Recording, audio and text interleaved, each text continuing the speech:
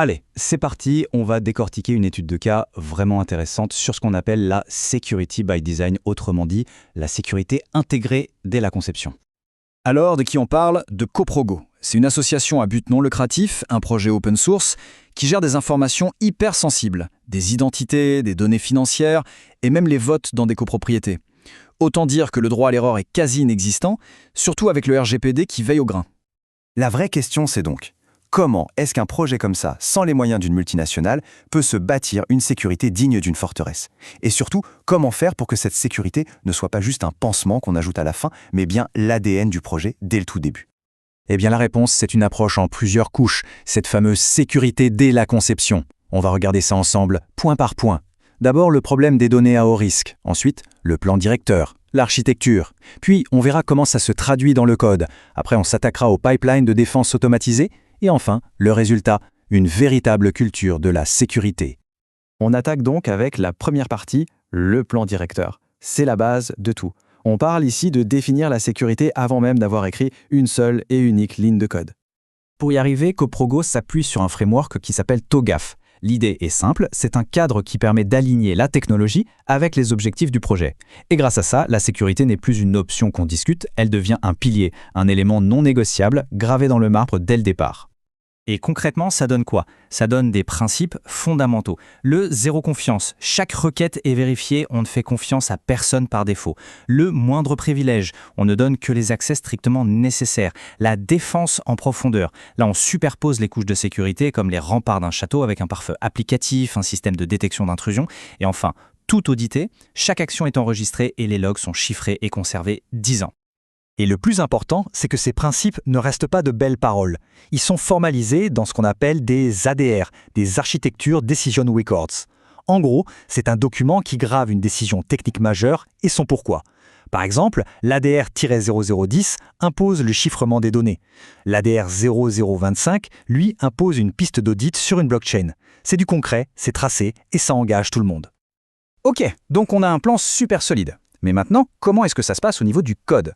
Comment s'assurer que cette belle architecture se traduit bien en ligne de code sécurisée? C'est là qu'on va parler d'un modèle d'architecture vraiment malin. Le choix s'est porté sur l'architecture hexagonale, aussi appelée ports et adapters. Il faut vraiment l'imaginer comme une forteresse. Au centre, on a le cœur de l'application, sa logique. Et tout autour, cette architecture crée une barrière de protection qui l'isole complètement du monde extérieur. Cette forteresse a 3 couches. Au cœur, la couche domaine. C'est le trésor. Il contient la logique métier pure et surtout, il ne dépend de rien d'extérieur. Autour, on a la couche application. C'est elle qui orchestre tout et qui définit les portes d'entrée, les fameux ports. Et enfin, la couche infrastructure, qui contient les adapteurs, les ponts-levis qui se connectent au monde extérieur. Et là, on touche au point clé. Cette séparation est une protection incroyable. La couche domaine, le cœur, est complètement isolée. Ça veut dire que même s'il y a une faille dans un adapteur, par exemple une injection SQL, eh bien cette faille ne pourra jamais atteindre et corrompre les règles métiers. C'est une barrière étanche. Bon, on a un plan, on a une architecture de code blindé. C'est super. Mais comment on s'assure que ça reste comme ça au fil du temps? C'est là qu'intervient la défense automatisée, le pipeline. Et ça, c'est toute la philosophie du DevSecOps. L'idée, c'est d'arrêter de voir la sécurité comme un contrôle final, qui arrive juste avant la mise en production. Non. Ici, la sécurité est l'affaire de tous, tout le temps. Elle est intégrée et automatisée à chaque étape. Regardons ce que ça donne concrètement. Dès le commit, avant même que le code ne soit envoyé, des outils scannent pour vérifier qu'on n'a pas laissé traîner un mot de passe. Ensuite, au push, des tests automatiques se lancent, y compris une analyse statique du code, le SAST. Si tout est bon, on passe à l'étape suivante où on lance des analyses dynamiques, le DAST. Et seulement après tout ça, le code arrive en production où il est encore protégé.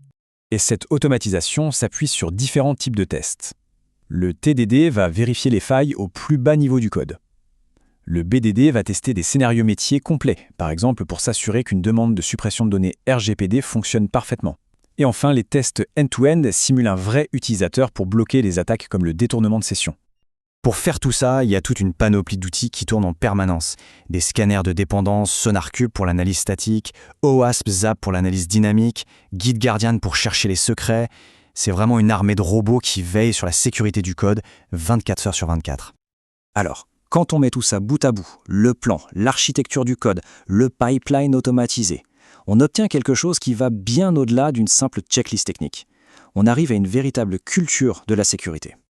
La sécurité n'est plus un silo, l'affaire d'un seul expert. C'est une responsabilité partagée par tout le monde.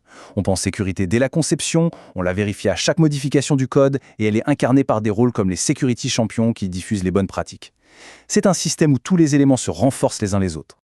Et c'est ça la phrase à retenir. La sécurité est une responsabilité partagée. Elle est intégrée dès la toute première phase de réflexion. Elle est testée à chaque commit et elle est surveillée en permanence en production. C'est un processus vivant, pas une tâche qu'on coche une bonne fois pour toutes. Finalement, l'exemple de Coproba et Olago est assez puissant. Il pose une question fondamentale.